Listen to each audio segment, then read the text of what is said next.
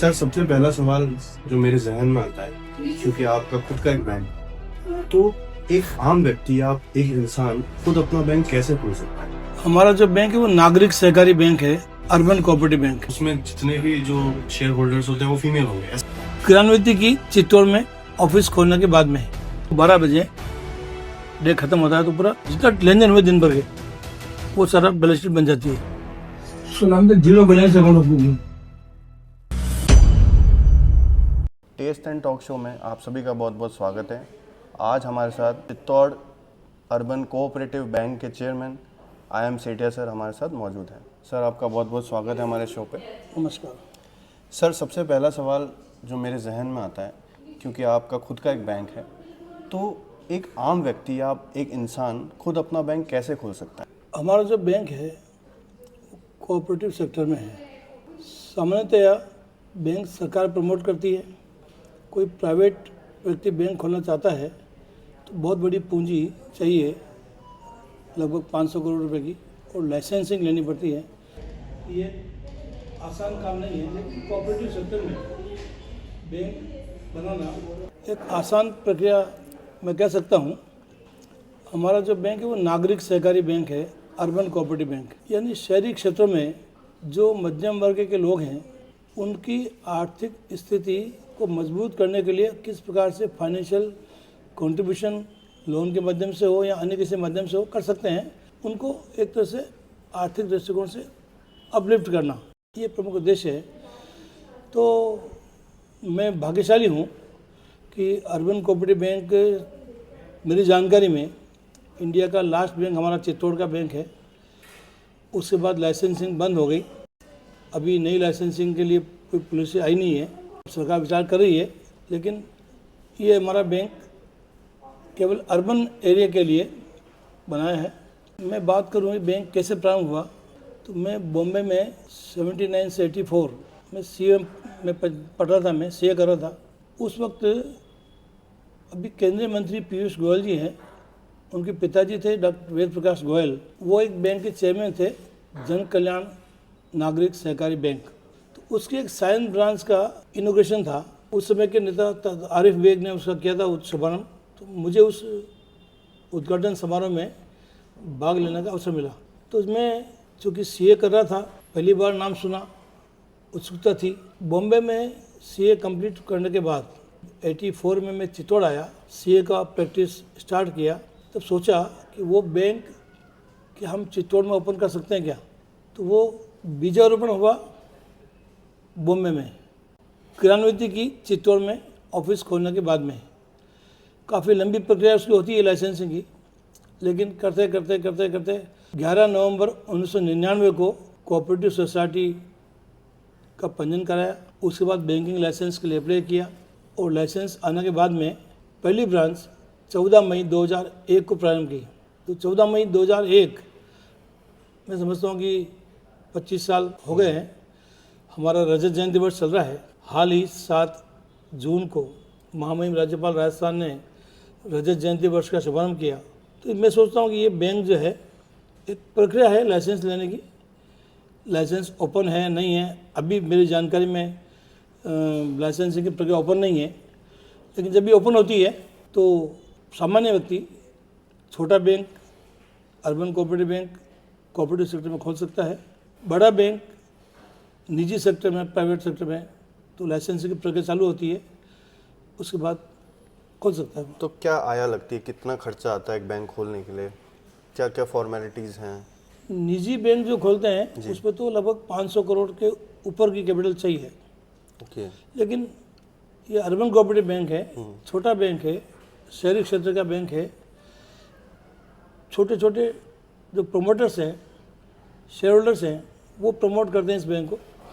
अपनी पूंजी लगाते हैं, वो 1000 रुपये, 2000 रुपये, 5000 रुपये, 50,000 रुपये उतना शेयर लेते हैं।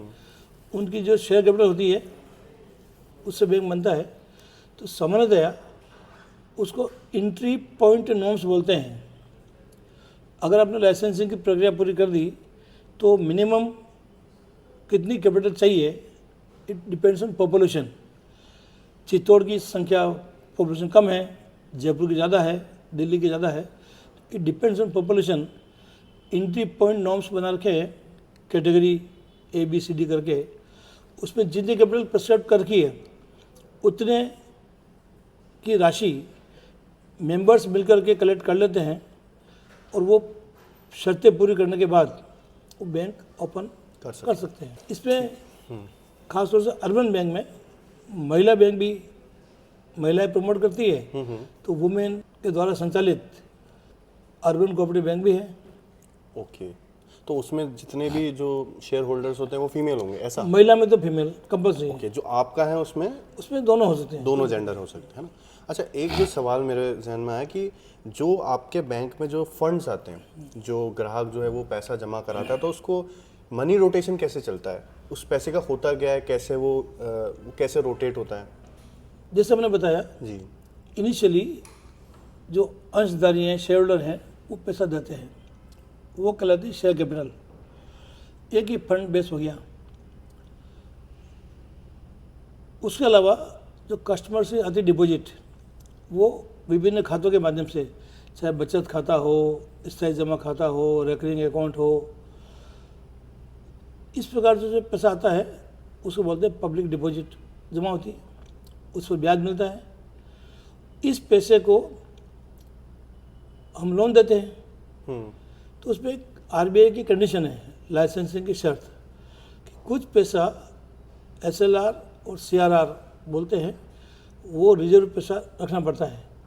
तो अभी मेरी जानकारी में 18% SLR है और 3.5% CRR है। तो ये 21.5% रुपये जो है, आपने 100 रुपये की डिपॉजिट ली है, तो 21.5% जो है ये पैसा आपको प्रिस्क्राइब्ड सिक्योरिटी में इन्वेस्ट करना पड़ता है एक तरह से। बाकी जो अमाउंट है वो आप लोन के रूप में ग्राहकों को दे सकते हो। तो ये ग्राहक पैसा लेता है, पैसा जमा कराता है, ग्राहक व्यापार चालू करता है, पैसा लेता है, करंट अकाउंट में पैसा जमा कराता है। तो लोन लेके व्यापार चालू किया, व्यापार में पैसा आया, वो जमा कराया करंट अकाउंट में, करंट अकाउंट के पैसा वापस निकाला, खर्चा किया उसने। तो ये फंड का जो फ्लो है वो बैंकिंग इंडस्ट्री के लिहाज से तो डिपॉजिट का पैसा आता है, वो लोन में जाता है, और इन दोनों का डिफरेंस होता है। बैंक जो डिपॉजिट पे ब्याज देती है और लोन पे जो ब्याज लेती है, इनका डिफरेंस है। वो इन जनरल उसको हम प्रॉफिट कह सकते हैं बैंक का। तो सारा खर्चा निकालने के बाद में जो प्रॉफिट होता है वो एक तरह से ब्याज का डिफरेंस, और ये नेट प्रॉफिट जो है होता है इस प्रकार से। अच्छा, एक सवाल ये उठता है सर कि क्या ऐसा हो सकता है कि आपके कोई बैंक का मतलब ओवरऑल किसी भी बैंक का कोई मेंबर कोई बैंकिंग फ्रॉड करे, और अगर कर सकता है तो उसके लिए सुरक्षा का क्या आप लोग क्या व्यवस्थाएं रखते हैं सुरक्षा के लिए? मेंबर इन द सेंस कि जो वर्कर है वहाँ जो वर्क कर रहे हैं। तो मेंबर का संबंध सीधा होता नहीं बैंक से। ओके। लेकिन बैंक की जो ऑपरेशन होता है वो स्टाफ करता है। स्टाफ पहले काम मैन्युअली हुआ करता था, जमाना IT का आ गया। तो आजकल IT के नवीन तकनीकी माध्यम से कंप्यूटर के जरिए काम होता है जी। सॉफ्टवेयर्स आ गए, बैंकिंग सॉफ्टवेयर्स। उसमें यद्यपि पूरा चेक एंड बैलेंस रहता है, और इस फ्रॉड को रोकने के लिए बैंकिंग में 2 सिस्टम चलते हैं, मेकर और चेकर। ओके। वाउचर जो बनाता है मेकर, क्लर्क, तो अधिकारी उसको चेक करता है। तो मेकर और चेकर 2 सिस्टम बैंकिंग में है। दूसरा, किसी स्टाफ को परमानेंट एक ही पोस्ट पे नहीं रखना, उसको वो सीट चेंज होती है। तो इस प्रकार से संभावनाएं बहुत कम रहती है। फिर भी डे टू डे बैंकिंग होती है, ऑपरेशन होता है, तो उसमें कई तरह के जो इस माइंड के लोग होते हैं स्टाफ, तो फ्रॉड कर सकते हैं। उदाहरण के तौर पर मान लो कोई इनऑपरेटिव अकाउंट है, बंद पड़ा है। अब वो किसी स्टाफ ने इनऑपरेटिव अकाउंट को उसका आधार कार्ड मैनेज करके ऑपरेटिव कर दिया, उसने उसमें से कुछ पैसा निकाल लिया, तो संभावना कम होती है, लेकिन फिर भी फ्रॉड हो सकते हैं स्टाफ पे कंट्रोल कितना है, मैनेजमेंट का इफेक्टिव चेक एंड बैलेंस कितने हैं, वो एक डिपेंड करता है। तो फ्रॉड एक संभावना बेस है कि आपका स्टाफ कितना डेडिकेटेड है, डिवोटेड है, समर्पित है। अच्छा सर, इससे बचने का कोई समाधान, बैंक इससे कैसे बचेगी अगर उनके कोई स्टाफ इस तरह से कर रहा है तो? इंडस्ट्री में हाँ, डेली मॉनिटरिंग होती है, डेली डे क्लोज होता है। तो आज रात को 12 बजे डे ख़त्म होता है तो पूरा जितना लेन देन हुए दिन भर के वो सारा बैलेंस शीट बन जाती है, उसको कोई चेंज नहीं कर सकता। इस प्रकार से डेली बनती है बैलेंस शीट। अब जो बैंकिंग एक्सपर्ट है, जो काम देखता है, वो कल की बैलेंस शीट, आज की बैलेंस शीट देख करके फिगर्स में होता है फ्लक्चुएशंस, उससे एसेस कर सकता है। या डेली ट्रांजेक्शन शीट निकलती है, उस शीट पे अधिकारी साइन करता है, देखता है, उससे पकड़ सकता है। इसके साथ में काफ़ी ऑडिट्स की प्रोसेस हमारा होता है। कॉन्करेंट ऑडिट, प्रत्येक लेन देन का ऑडिट होता है। ईडीपी ऑडिट होती इसीलिए है कि सिस्टम में कोई फ्रॉड किया तो ईडीपी ऑडिट की मदद से पकड़ सकते हैं। साइबर ऑडिट, स्टेचुटरी ऑडिट, इस प्रकार से ऑडिट की मैनेजमेंट ऑडिट, इंटरनल ऑडिट, ये सब ऑडिट की व्यवस्था है। तो इतने ऑडिट होते हैं कि एक में मान लो कोई चीज़ छूट गई, सेकंड में पकड़ में आती है।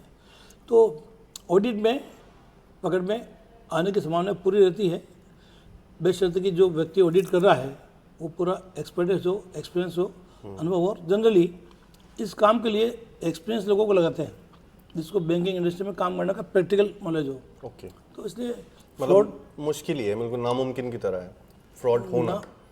नामुमकिन नहीं है, बड़े बड़े बैंकिंग फ्रॉड होते हैं, लेकिन सुपरविजन पे डिपेंड करता है। हाँ, अब कौन लोग लोन किया है, लोन में बोगस डॉक्यूमेंट्स ले लिए, और जिसने लोन किया है अब बोगस डॉक्यूमेंट्स के आधार पर लोन दे दिया, तो डॉक्यूमेंट्स के आधार पर, और जब पकड़ में कब आएगा, अकाउंट जब डिफॉल्टर होगा तब उसकी जांच होगी तो पकड़ में आएगा वो। आपके नज़र में बैंक की सबसे बड़ी चुनौती क्या है? देखिए, जब मैंने बैंक ओपन किया 2001 में, हम क्या देखते थे, कैशियर के वहाँ भीड़ कितनी है, अच्छी भीड़ है, इसका मतलब बैंक ठीक चल रहा है। बोर्ड मीटिंग में हम क्या करते थे, ड्राफ्ट कमीशन की इनकम कितनी हुई, लगता है कितनी इनकम हुई, तो लगता है अच्छा बैंक चल रहा है। क्यों? व्यापारी ड्राफ्ट निकलता है, पैसा भेजता है। ओके। तो 2001 में ड्राफ्ट कमीशन देख करके, कैशियर को वहाँ भीड़ दे करके हम देखते थे बैंकिंग अच्छी चल रही है। अब जमाना आ गया तकनीकी का, डेबिट कार्ड का, क्रेडिट कार्ड का, ऑनलाइन ट्रांसफ़र का, मोबाइल ऐप का। अब हम देखते हैं कि भीड़ पड़ रही है कैशियर के यहाँ पे, तो क्यों पड़ रही है भैया, भीड़ कम करो। इसका मतलब आपने कस्टमर को डेबिट कार्ड नहीं दिया। डेबिट कार्ड दिया होता तो पैसा निकालने के लिए वो जाता है एटीएम पे, आपके यहाँ क्यों आता? टाइम खराब होता है, पेट्रोल बिगड़ता है, तो घर के पास जो एटीएम वहाँ से पैसा ले सकते हैं। तो ये एक मापदंड है। ड्राफ्ट कमीशन आजकल बंद सा हो गया, ड्राफ्ट बनते ही नहीं है। क्यों नहीं बनते हैं?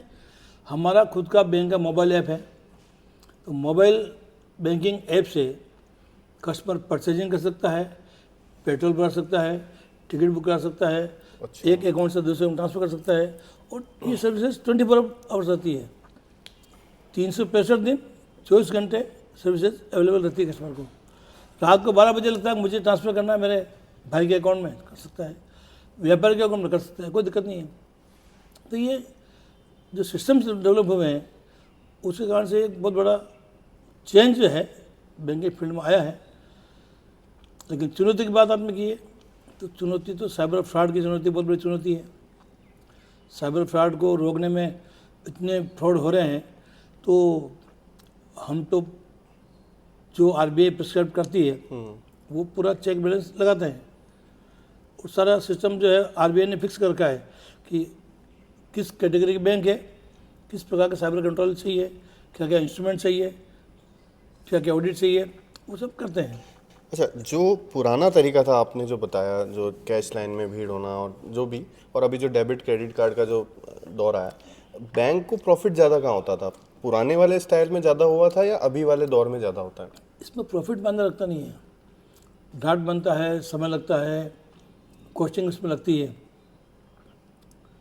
लेकिन हमारा 10-20 रुपये की इनकम होती है ड्राफ्ट कमीशन की। लेकिन ऑनलाइन ट्रांजेक्शन से एक कस्टमर आता 5 किलोमीटर से दूर रोज़ आता है बैंकिंग लेन देन करने के लिए, कितना पेट्रोल बच गया उसका, और ऑनलाइन ट्रांजेक्शन सेकंड में हो जाता है। ऑब्वियसली। तो एक समय की बचत, जो इम्पोर्टेंट समय कीमती है, तो हमारे ग्राहक का समय बचता है एक तरह से।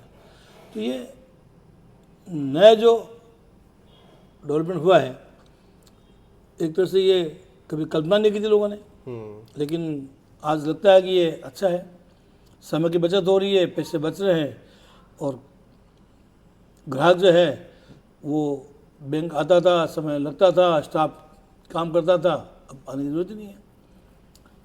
तो ये बदलाव जो है बहुत बड़ा बदलाव है मान सकता हूँ, और आने वाले सालों में तो बैंक में कुछ जाएगा नहीं, क्योंकि पीढ़ी का बदलाव आ रहा है। सही कह रहा हूँ। मेरे पिताजी कहते थे कैश जेब में चाहिए, कौन चेक काटे, डेबिट कार्ड क्या होता है, क्रेडिट कार्ड क्या होता है, फालतू बातें हैं। वो पीढ़ी का बदलाव था। मैं थोड़ा बहुत पढ़ा लिखा हूँ, थोड़ा बहुत समझता हूँ टेक्नोलॉजी, तो मैं थोड़ा बहुत मोबाइल से काम कर लेता हूँ और उसको अडोप्ट करने का प्रयास करता हूँ। लेकिन मेरा बेटा जो है वो एक्सपर्ट है, जो तीसरी पीढ़ी है वो आईटी में एक्सपर्ट है, वो बैंक जाती नहीं है, हर काम मोबाइल ऑनलाइन कर लेती है। हम कहते हैं कि यार शर्ट नया लाना है, हम बोलते हैं, बच्चा सुन करके ऑर्डर कर देता है, कल से शर्ट आ जाती है बढ़िया पसंद करके, हमको बाजार जाने की जरूरत नहीं पड़ती थी। ये बदलाव जो है ना बैंकिंग इंडस्ट्री में बहुत बड़ा बदलाव आया है, अनएक्सपेक्टेड बदलाव आया है, और अभी और बदलाव आ रहे हैं। अभी हम फंड ट्रांसफ़र करते हैं गूगल पे से, फ़ोन पे से, बैंकिंग मोबाइल से जो करते हैं, अभी आरटीजीएस करते हैं, नेफ्ट करते हैं, तो इस अमाउंट की लिमिट फिक्स कर की है कि इतने अमाउंट का आरटीजीएस हो सकता है, इतने का नेफ्ट हो सकता है। अब नेफ्ट में नाम आने लग गया, फ़ोटो आने लग गया, ताकि फ्रॉड नहीं हो। और तो और न तो आईएफएससी कोड याद रखने की ज़रूरत है, न कुछ अकाउंट नंबर याद रखने की ज़रूरत है। यूपीआई सिस्टम आ गया, उसमें आप केवल यूपीआई पासवर्ड है या फ़ोन नंबर है, डाल दीजिए, पासवर्ड ट्रांसफर हो जाता है। तो ये बहुत बड़ा बदलाव जो है हुआ है। अब हमारा बैंक जो है डेबिट कार्ड, छोटा बैंक है, पब्लिक सोचती है कि छोटा बैंक है, हम जाएंगे बेंगलोर में पैसा कहाँ से निकालेंगे, लेकिन बैंकिंग सिस्टम में जिस प्रकार की व्यवस्था कर रखी है हम लोगों ने, टाइप कर रखा है, हमारा कस्टमर जाएगा जम्मू कश्मीर, आसाम, केरला, तमिलनाडु, गुजरात, किसी भी कोने में जाएगा भारत के, किसी भी बैंक से पैसा निकालेगा, एटीएम से पैसा मिल जाएगा उसको। तो ये हमारा कस्टमर, छोटे बैंक का कस्टमर मद्रास में जाकर के पैसा निकाल ले दूसरे किसी एटीएम से, तो हमारा एक बैंकिंग एडजस्टमेंट कर रखा हम लोगों ने। हमारा जो एचडीएफसी है उसे टाइप कर रखा है, उसका जो एटीएम है, हमारा एटीएम है, वो हमारा टेंशन खत्म, मुझे तो पैसा रखना है, ना कुछ करना है, न स्टाफ चाहिए, न जगह लेनी, और एचडीएफसी का एटीएम हमारा एटीएम है। तो ये एक व्यवस्था की, और उसमें खासतौर से पब्लिक सोचती है कि एक बैंक का पैसा चला गया दूसरे बैंक को दे दिया, दूसरे जाकर तो सेटलमेंट कैसे करते हैं, कैसे देखते हैं। तो एक एनपीसीआई है, आरबीआई है, उसी प्रकार से एक बॉडी है national payment corporation of India, वो इस काम को देखती है। हम सुनते हैं ना डिजिटल इंडिया, तो डिजिटल इंडिया की जो कल्पना है, हर आदमी की जो डिपेंडेंसी है कैश के ऊपर वो कम हो, और वो डिजिटल मोड से काम करे। अभी दीपावली गई, बड़ा कितने करोड़ों रुपए के ट्रांजेक्शन हो गए, कैश का काम है नहीं। छोटा बच्चा वो जाता है चाट पकौड़ी खाने के लिए, कैश ले जाता नहीं है, मोबाइल खोला और फटाफट जो है ट्रांसफर कर दिया उसने। तो ये छोटा बच्चा एक्सेप्ट किया और वो करता है। वो 10 रुपये का पेमेंट करना होता है तो चाट पकौड़ी का पेमेंट उससे करता है। तो एनपीसीआई जो है वो डेली बनाती है कि किस बैंक ने किस बैंक से पैसा लिया, किस बैंक से पैसा लिया, हमारा कस्टमर सब बैंक में जाएगा, एटीएम पे पैसा निकालेगा, हमसे पैसा देना पड़ेगा हम बैंकों को, जमा होगा। तो ये एनपीएस जो है वो डेली करती सेटलमेंट कि आज इस बैंक के 10 कस्टमर ने इस बैंकों के वहाँ से पैसा लिया, उनको देना उनको, तो हमारा डेबिट करके उनको पेमेंट करती है वो डेली जो है सिस्टम बनता है। क्या आप कुछ ऐसे उदाहरण बता सकते हैं जहाँ बैंकों ने कोई नया इनोवेशन किया और उनको कोई फ़ायदा मिला उससे? देखिए, सरकार ने जब खोता बोला हम बिना पैसे के खाता खोलेंगे, उसको नाम था जीरो बैलेंस अकाउंट ओपनिंग किया। तब आम आदमी ने सोचा सरकार की मंशा क्या है, पता नहीं क्यों खाता खोल रही है, क्या करेगी, तो उसको एक्सेप्ट भी नहीं किया। जब समझ में आया धीरे धीरे, तो कितने खाते खुल गए, करोड़ों खाता खुल गए। बिल्कुल। पर्पज क्या था? लीकेज रोकना। जो सरकारी स्कीम्स में पैसा सरकार जारी करी दिल्ली से, जयपुर से, वो सीधा पैसा उसके खाते में जाए, मैनुअल हस्ताक्षर पता वो नहीं हो, 100 रुपये भेज दे किसी कस्टमर ग्राहक के खाते में, बेनिफिशियरी के अकाउंट में, वहाँ से तो 100 पूरा पहुँचा उसके पास में। तो ये जनधन खाते खुले एक तरह से। तो ये एक बहुत बड़ा चेंज जो है, मतलब हर आदमी बैंकिंग से जुड़े, ये एक पर्पज जो सरकार का था। तो एक जनधन खाते के माध्यम से ये प्रयास हुआ। अच्छा, एक मैं इसमें सवाल जोड़ूंगा, जो अंडर 18 जो खाते खुले थे बीच में, क्योंकि मुझे भी याद है जब मैं बिलो 18 था तो मैंने खाता खुलवाया था कोटक में, वही जीरो बैलेंस था। तो उसका क्या उद्देश्य था उस तरह के खाते खोलने का? प्रत्येक व्यक्ति को बैंकिंग से जोड़ना। खाता खोलने में क्या चाहिए? 1000 रुपया, 500 रुपया, 2000 रुपया, हर बैंक के अलग अलग मिनिमम अमाउंट होता है। ठीक बात है। जीरो बैलेंस किया कोई दिक्कत नहीं, लेकिन आप आधार कार्ड से, पैन कार्ड से, अदर डॉक्यूमेंट से खाता खोल दिया, अब पैसा पड़ा आपके पास में, तो जमा क्या कराओगे आप? बैंक में कराओगे। तो अल्टीमेटली आप जब जमा कराओगे तो 2 फायदे होंगे, आपकी बचत होगी, आपको ब्याज मिलेगा, आपकी इनकम बढ़ेगी। बैंक का फायदा क्या होगा? बैंक के पास पैसा आएगा तो बैंक को जो है लोन देने में पैसा चाहिए, वो पैसा पूर्ति से होती है। तो एक खाता खोल दिया जीरो बैलेंस से, उसका फ़ायदा ग्राहक को मिल रहा है ब्याज के रूप में, तो बैंक को मिल रहा है फंड अवेलेबिलिटी के रूप में मिल रहा है। अच्छा, ये ऑनलाइन फ्रॉड्स तो हो रहे हैं, हम भी जानते हैं, इससे बचने के लिए बैंक क्या क्या अपने तौर तरीके, क्या क्या चीज़ें कर रहा है जिससे इसको रोका जा सके? जहाँ तक बैंक की बात है, वो तो कस्टमर को एजुकेट कर सकता है। उसमें 2 बातें हैं, सिस्टम में तो जो चेक एंड बैलेंसेज है आरबीआई के हिसाब से वो पूरा बैंक करता है, और एक्सटर्नल पॉइंट पे कस्टमर को जागरूक करना। अब मैं कहता हूँ, आप घर से बाहर जा रहे हो, घर की चाबी आपने मकान के बाहर ऊपर रख दी, चोर चोरी करेगा। सेम चीज़ साथ में इसके है, मोबाइल में बैंकिंग कर रहे हो, पासवर्ड दिया आपने, तो सबसे पहली इम्पोर्टेंट बात यह है कि आपको पासवर्ड जो है वो होता क्या है कि शादी की डेट ऑफ बर्थ पासवर्ड कर लिया आपने, डेट ऑफ बर्थ कर ली। अब जो फ्रॉड करने वाले हैं उनको तो आपको पता है शादी की डेट, आपकी डेट ऑफ बर्थ क्या है, डेट ऑफ बर्थ क्या है, शादी की डेट क्या है, तो पासवर्ड जो है वो टिपिकल बनाना चाहिए। आपने पासवर्ड लिख दिया विजय स्तंभ, तो आपको भी याद रह गया और वो पासवर्ड को बता नहीं पाएगा। वो कितने बार प्रयोग कर ले, डेट ऑफ बर्थ तो आप आगे पीछे लिख सकते हैं उसको। तो ऐसा टिपिकल पासवर्ड चाहिए जो आपको याद रह जाए और फ्रॉड वाले देख नहीं सके, बना नहीं सके, कॉपी नहीं कर सके। पासवर्ड चेंज करना चाहिए, तो समय समय पे पासवर्ड जो है चेंज भी करना चाहिए। तो ग्राहक के बेस पे तो खाली कस्टमर को एजुकेट करता है बैंक। आप ध्यान रखिए, आपने दे दिया सर्वेंट को, दुकानदार हो, जब बैंक से पैसा निकाल ला, ये पासवर्ड है, अब वो लेके आ गया। अब आप 6 महीने बाद जो है एटीएम कार्ड दुकान भूल गए, नौकर गया पैसा निकाल आया, पासवर्ड उसको ध्यान है उसको, तो क्या करोगे आप? तो जो सामान्य सावधानी है,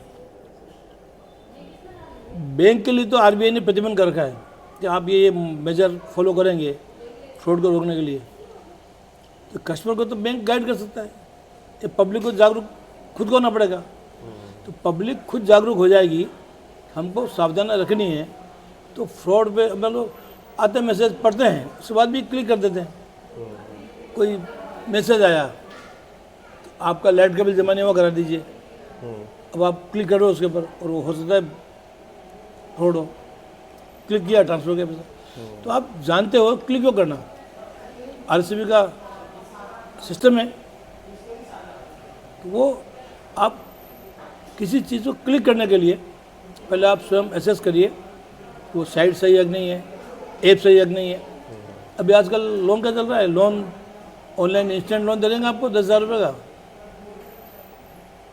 लोन के चक्कर में अब वो कस्टमर फंस जाता है, वो क्लिक करता है और पैसा उसका ट्रांसफर करता है। तो कुल मिला करके सावधानी हमें भी सावधानी रखनी पड़ेगी। एटीएम रूम में जा रहे हैं आप, तो आपके उस रूम में कोई आदमी रहे नहीं, एटीएम कार्ड जब निकालें, पैसा निकालें, उसके बाद उसको क्लियर एंड करें, देख लें कोई चीज़ है तो नहीं है। तो ये चीज़ें सावधानी हमें कुल मिला करके ग्राहक को जागरूक होना पड़ेगा। ये प्राथमिक आवश्यकता है फ्रॉड को रोकने के लिए, बचने के लिए। आप जितना कैजुअल लोगे, फ्रॉड की संभावना ज़्यादा होगी। नहीं तो कैजुअल बैंक को लेना चाहिए, न ग्राहक को लेना चाहिए। दोनों को गंभीरता से आरबीआई ने जो मापदंड बताए वो फॉलो करना चाहिए। और ग्राहक को जो बेसिक चीज़ें हैं तो फ्रॉड से बचा जा सकता है। ब्याज दरों में जब बदलाव आता है तो हम आम आदमी को कितना फर्क पड़ता है इन चीज़ों से? देखिए, दोनों ओर से है। लोन की ब्याज दर बढ़ती है तो ग्राहक पे भार पड़ता है, बैंक का प्रॉफिट बढ़ता है। डिपॉजिट है, उसकी ब्याज दर बढ़ती है तो बैंक पे भार पड़ता है, लेकिन ग्राहक की इनकम बढ़ती है। तो जनरली आरबीआई की जो रेपो रेट होती है हर महीने जो आती है, उस रेपो रेट के आधार पर बैंक तय करता है कि रेट क्या होगी। बैंक का जो बोर्ड ऑफ डायरेक्टर होता है वो बोर्ड तय करता है कि हमारे, क्योंकि ये दुकान है, शॉप है, उसमें आपको निर्णय करना पड़ेगा कि मैं किस रेट में ब्याज दे रहा हूँ जमा पे, और मैं लोन पे क्या ले रहा हूँ, कितना मार्जिन रहेगा, मेरा खर्चा कितना है।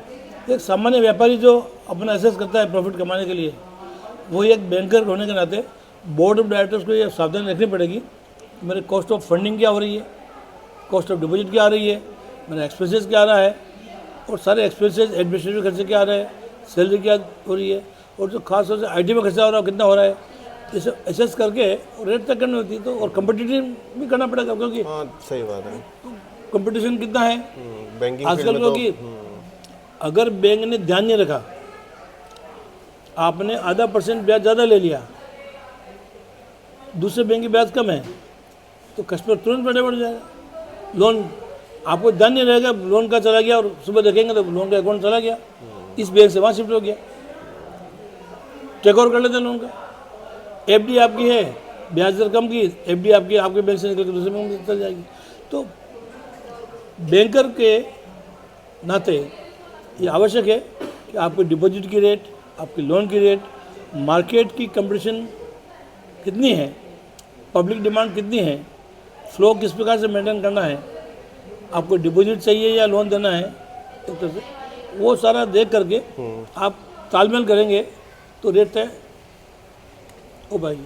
आम लोगों को कभी कभार बैंक की जो भी पॉलिसीज़ होती है उनको समझने में दिक्कत आती है, तो बैंक उसमें किस तरह से समझाता है या उनको व्यूज़ क्लियर करता है? देखिए, आरबीआई ने बैंक चलाने के लिए हर काम को पॉलिसी बेस कर दिया। आपको लोन देना है, जमा देनी है, आपको स्टाफ रिक्रूटमेंट करना है, आपको एडमिनिस्ट्रेटिव खर्चे करने हैं, आपको आईटी का डेवलपमेंट करना है, आपको ऑडिट कराना है, हर चीज़ में पॉलिसी बनानी पड़ती है आपको।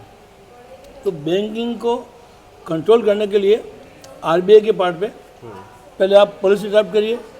आप लोन करेंगे, कैसे लोन करेंगे, लोन पास कौन करेगा, स्कीम क्या है, ब्रांच मैनेजर पास करेगा या बोर्ड पास करेगा या बड़ा अधिकारी पास करेगा, चेन क्या होगी, डॉक्यूमेंट्स क्या लेंगे, आपका लीगल में आप क्या देखेंगे, प्रॉपर्टी ले रहे हैं तो उसमें आप क्या चीज़ देखेंगे। तो कुछ मिला करके ये बैंकिंग पार्ट पे डॉक्यूमेंट्स जो है वो पॉलिसी बेस हो गया। ये बात ग्राहक की, वो बैंक जो जो पॉलिसी ग्राहक के लिए आवश्यक है वो प्रचार प्रसार के माध्यम से, साइन बोर्ड डिस्प्ले के माध्यम से ग्राहक को एजुकेट करते हैं। जैसे बैंक की जमाएं हैं, आपका लीगल नॉमिनी कौन है, उत्तराधिकारी कौन है, आपके 100 साल पूरे होने के बाद वो एफडी किसको जाएगी, खाते का संचालन कौन कर सकता है, तो नॉमिनी की व्यवस्था है। अभी हाल ही आज 1 तारीख शायद है, 1 तारीख है ना? 1 तारीख। आज से नियम लागू हो गया कि एक ग्राहक अपने खाते में 4 नॉमिनी दर्ज कर सकता है। ओके। नॉमिनी दर्ज होना कब से किया? पहले क्या होता था, नॉमिनी दर्ज नहीं होते थे, करोड़ों रुपए जो है पड़े हुए हैं, कोई क्लेमेंट नहीं उनके। पहले कितने नॉमिनी कर सकते थे? जनरली एक करता, एक ही होता है। पहले नॉमिनी नहीं करते थे तो बहुत पैसा पड़ा हुआ है, 100 साल पूरे हो गए, पैसा खाता का है पता नहीं, उसका कौन लीगल पता नहीं है। तो बहुत सारा पैसा जो बैंकिंग इंडस्ट्री से चला गया आरबीआई के पास, क्लेमेंट नहीं कोई। तो अब नॉमिनी की व्यवस्था हुई और आज से लागू हुई है, 4 नॉमिनी कर सकता है। ओके। कोई व्यक्ति अपने परिवार के 4 मेंबर्स को प्रायोरिटी वाइज नॉमिनेट कर सकता है, क्योंकि फर्स्ट प्रायोरिटी का नाम लिख दिया, नॉमिनी कर दिया, क्या पता उसकी डेथ हो जाए तो बोले सही बात। जमाना नहीं, तो 4 नॉमिनी हो जाएंगे तो क्लेमेंट को दिक्कत नहीं आएगी। उस बैंक में पैसा पड़ा है उसका, तो ग्राहक को देते हैं, भाई खाता खोलना है तो उसमें अकाउंट ओपनिंग फॉर्म में लिखना पड़ता है कि नॉमिनी दर्ज करिए आप। बैंक तो पब्लिसिटी के माध्यम से ग्राहक को जो जो उसके लिए लागू होती है, मान लो कोई शिकायत है बैंक के खिलाफ, तो आरबीआई में आप डायरेक्ट शिकायत कर सकते हैं। एक और इम्पोर्टेंट चीज़ मैं कोट करना चाहूँगा, इस बदलाव का इम्पैक्ट क्या है। मैंने एक उदाहरण दिया पीढ़ी का, पिताजी कहते थे कैश चाहिए, मैं आधा कैश आधा ऑनलाइन काम करता हूँ, मेरा बेटा जो फुल ऑनलाइन में काम करता है। एक बड़ा अच्छा उदाहरण जो है मैं बताना चाहूँगा। मेरे घर पे काम वाली आती है, उसने नोटबंदी के बाद बहुत गालियाँ निकाली मोदी को। अच्छा। मतलब इतने शब्द कहे मुझे मेरे बर्दाश्त से बाहर थे, लेकिन क्या कर सकता मैं, सुन लिए। उसी महिला ने 15-20 दिन बाद मोदी जी की बहुत तारीफ की। तो मैं चौकन्ना रह गया कि ये महिला 15 दिन पहले मोदी जी के खिलाफ नकारात्मक बात कर रही थी, आज जो पॉजिटिव बात कर रही है, भगवान भला करे मोदी जी का। तो मैंने कहा भाई मैं जागरूक नागरिक हूँ, मुझे पता नहीं क्या कर दिया मोदी जी ने ऐसा।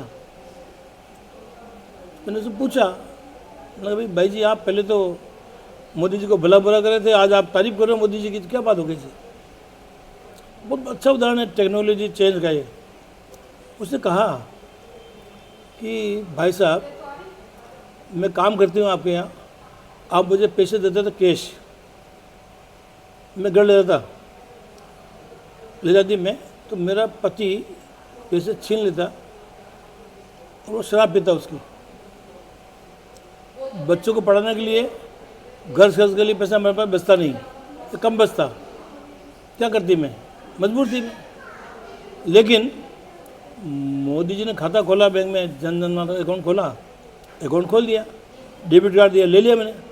अब मैं कार्ड चलाना सीख गई। अब जो पैसे देते हो मुझे आप, मैं बैंक में जमा कराती हूँ। अब मैं घर जाती हूँ, पति मुझे कितने मारे, मेरे से क्या जान ले लेगा, पैसा लेगा नहीं, पैसा बैंक में पड़ा हुआ है। तो मेरे बच्चों की सुरक्षा की चिंता मुझे करनी है, पैसा सेम मेरे पास है, बच्चों को पढ़ाना है, लिखाना है, घर चलाना है। एक देखो अनपढ़ महिला, काम वाली महिला, इस बदलाव से कितना परिवर्तन उसमें हो गया विद इन 15-20 दिन के अंदर। मतलब मैं खुद प्रत्यक्ष दृष्टियों से सही घटना मेरे पास घर की है कि जो महिला कह रही थी कि ये क्या चेंज कर दिया पता नहीं, और ये जो है इतना बड़ा बदलाव, एक अनपढ़ आदमी भी अगर काम सीख गया, एटीएम से पैसा निकालना सीख गया, जमा करना सीख गया, कितना बदलाव एक अनपढ़ महिला में आ सकता है। हम खुद भी मोबाइल पहले नहीं आता चलाना, छोटा मोबाइल लगते थे हम, अब इतना बदलाव आ गया, मोबाइल अपन यूज़ कर रहे हैं। तो आज हम सब काम कर रहे हैं इससे, मोबाइल से बैंकिंग भी कर रहे हैं एक तरह से। तो ये बदलाव जो आया ना, ये बदलाव जो है बहुत बड़ी देन इस अर्थव्यवस्था को मजबूत करने के लिए बैंकिंग की है। सर बहुत बहुत धन्यवाद, आपने समय दिया हमारे शो को। आप सभी इसी तरह के एपिसोड देखने के लिए बने रहे हमारे शो पर। धन्यवाद।